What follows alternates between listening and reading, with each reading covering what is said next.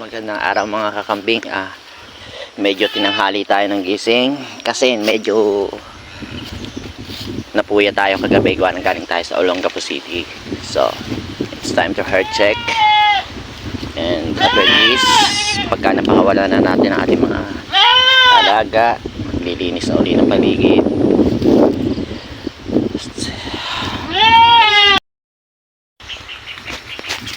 So napakawala na natin ang ating mga kambing. Naririto sila, medyo nangangain ng mga bagin. So kita nyo naman at the other side of the fence may isa nyan. Eto kadyos, and etong parte na to may mga paayap or yung mga cowfish na tinatawag.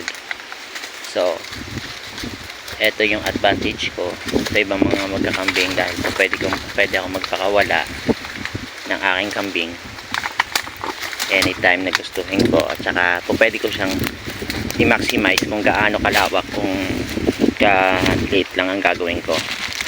So ito lang talaga yung aking advantage sa iba, sa pamamagitan ng aking fence, electrical fence. So kitang kita nyo yan, may isan po yan. Isang araw lang maraming kambing na napapunta riyan, pero hindi naman sa akin. So as long as hindi sa akin, okay lang. So ito yung aking mga ladies, tsaka yung aking mga buck. Naririto sila ngayon sa side na to. So yung kabilang yan, may mga cowfish dyan.